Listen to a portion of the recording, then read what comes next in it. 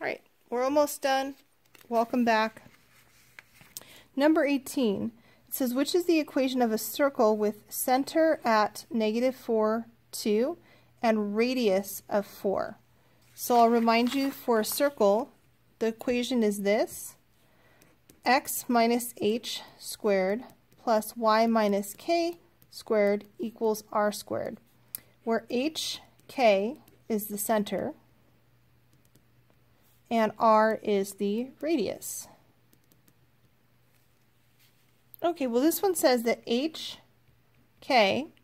is -4, 2, and that r is 4. So we're going to plug in this for h right here, this for k right there, and this for r right there. So x minus h squared plus y minus k squared equals r squared. And then we'll simplify it. So that becomes positive x plus 4 squared plus y minus 2 squared equals 16. And that's it. That's the equation of that circle, which would be this one right here. Oops, nope, sorry. Signs are switched. Would be this one right here, D. All right, radian measure. So converting into radians from degrees. So this is what radian measure is equivalent to 135. It's number 19.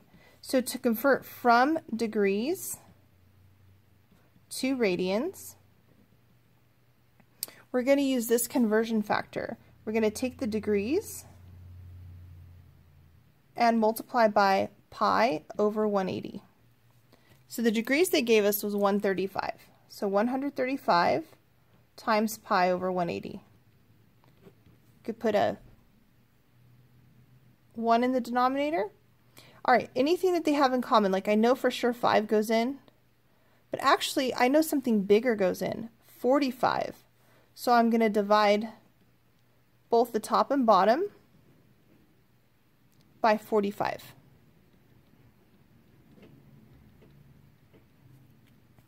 $45 goes into 135.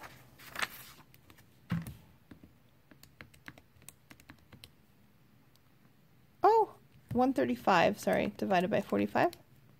3 times. And 45 goes into 180 4 times. So it's 3 pi over 4. The next one, number 20.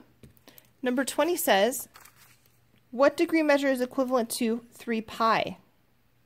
So this time we're going from radians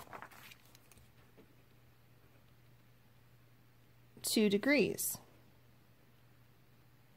So we're going to take the radians and multiply by 180 over pi, the reciprocal. So the reciprocal of what we did before. So this is 3 pi, I'll put a 1 under it, and times, 180 over pi. So I get 3 times 180. 3 times 180 is 540. Pi over pi. My pi's cancel, and so I get 540 degrees, which would be C. All right, next, number 21. It says a circle has secants like this, right? The angle is outside. So in this case, when the angle is outside, the angle is 1/2 the bigger arc minus the smaller arc. All right, and they tell you the arcs are 95 and 50. So the angle is going to be half of the large arc, 95, minus the small arc, 50, which is half of 45. Whoops, I'm sorry. I'll say that again. So the angle is half the large arc minus the small arc. Our large arc is 95. Our small arc is 50. 95 minus 50 is 45. Half of 45 is 22.5 degrees. And this is the equation, though, that we could use to find it. All right. Number 22, a cylindrical rain barrel has a height of 4 feet and a circumference of one of its bases is 5 pi. In terms of pi, what is the volume of the barrel? All right, so we need to draw the barrel.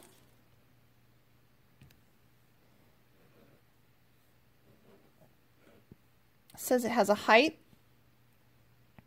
of 4 and a circumference of 5 pi. And I need to know the volume. The volume of a cylinder is pi r squared times the height. So in order to do this, I need to find r, and I don't know r.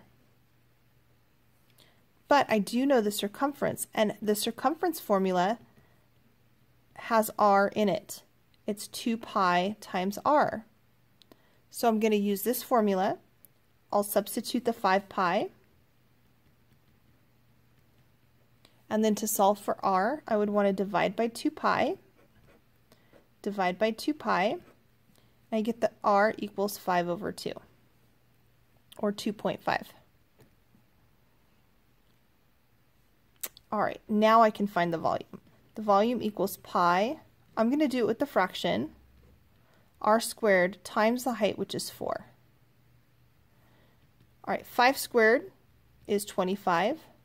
I also have to square the denominator, that's 4. And then times 4, I'll put a 1 under it. The 4's can, and there's a 1 right there. I can cancel my 4's. And I get 25 pi over 1, which is the same as just 25 pi. And there's my volume. All right, so first we had to find r. You can do it as a decimal or fraction. I left it as a fraction. Don't forget, when you square a fraction, you have to square the top and bottom. And then you have to multiply. Multiplying by a fraction to a whole number, don't forget to put ones and cancel out your common factors. All right, last one, 23. Chris uses a pump to fill a giant beach ball that has a radius of 4 feet. What is the volume of air that the ball will take? All right, volume of a ball.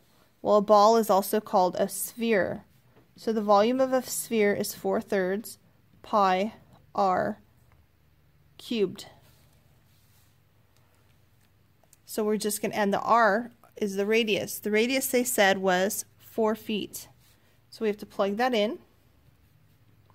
4/3 times pi, and then r to the 3rd power. And I'll put a 1 just so I don't forget to multiply straight across. 4 cubed is 64, 4 to the 3rd. So I get 4 times pi times 64 over 3. 4 times 64, 256, pi over 3. If I divide by 3, I'm going to get a decimal, so I'll just leave it as a fraction. If they wanted me to divide it, I would divide it and then multiply this whole thing by pi, and I would get about 268.08. All right, so you do need to know this formula. I will still give it to you, but you need to work with it. Make sure you're familiar. That's it. Thank you, guys.